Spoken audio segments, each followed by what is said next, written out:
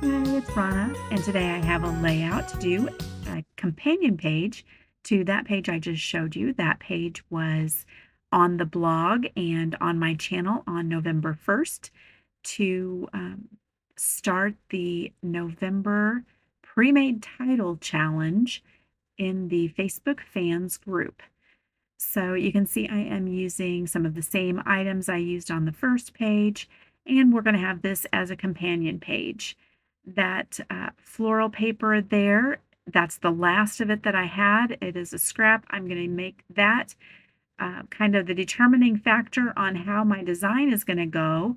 I had this other sheet that was not quite a full sheet also, and I'm going to use a bit of it.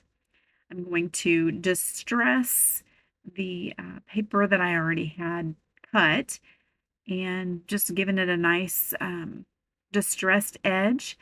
I'm going to go ahead and clean up all of the little shavings.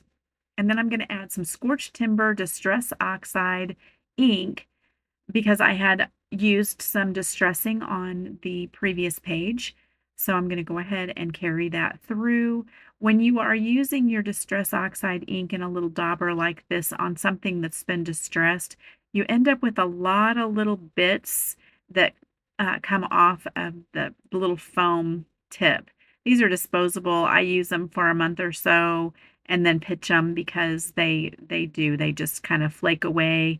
You can see all of that on my glass mat, and I'm very careful not to do that over any of my paper because if you do that, you'll end up with those little shavings of ink, and foam will ruin your layout with all of the little ink spots. So I'm always careful just to kind of do it on the glass mat and then clean it up.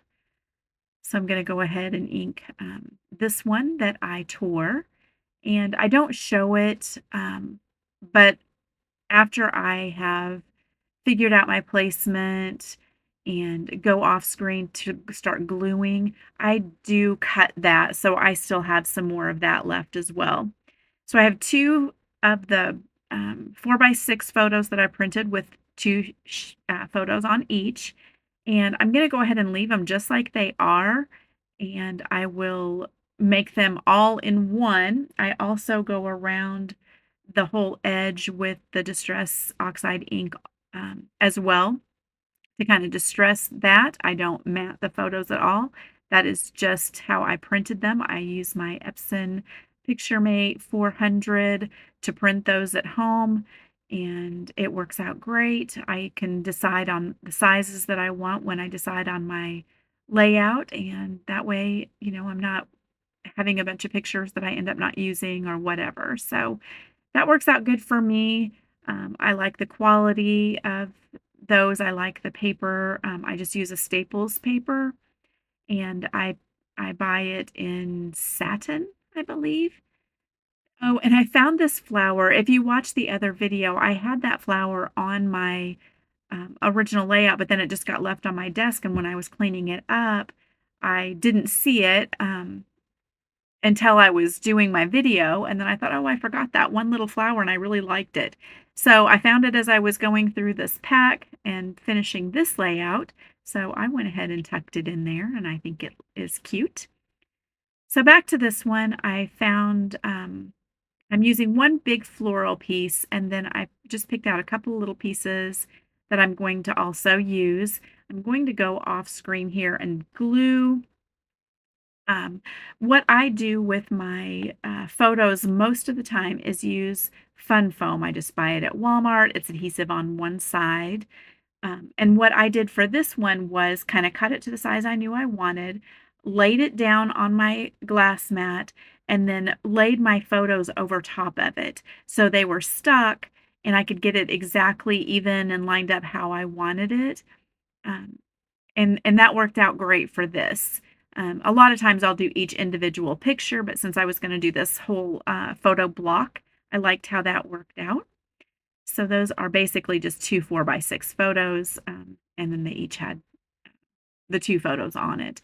I also off screen did a running stitch all the way around the whole layout just for added little bit of fun. I did have stitching on the other layout, in the same thread, and I thought that that would be fun to kind of tie it in with the other one. I don't like my layouts normally to be exact or anything like that, but I think it's kind of fun when they coordinate and look nice together when it's the same event. So just because they're beside each other in the album doesn't necessarily mean they're the same event. Most of the time they're not, so I just do a one-page layout. But when I do have two pages that are going to be beside each other and they are from the same event, I kind of like to make them coordinate. So I'm just adding this little bit of the gold, which I also used on the other, and this is my new favorite uh, thread. It's a DMC floss as well, and it has just a little gold fleck through the thread.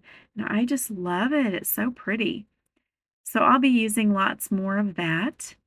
I added in a few little hearts, and that is pretty much it. I love how this turned out. It was so quick and easy, and I let the scraps kind of determine how my layout was going to go, and it came together so quickly that way.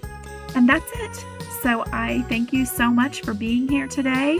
I hope you will check out the blog post, which has the links to everything here. And if you have not yet, please hit that subscribe button. I would love to have you. Any comments are always appreciated, and I get back to everyone as soon as I can. Thank you so much. We'll see you soon. Bye-bye.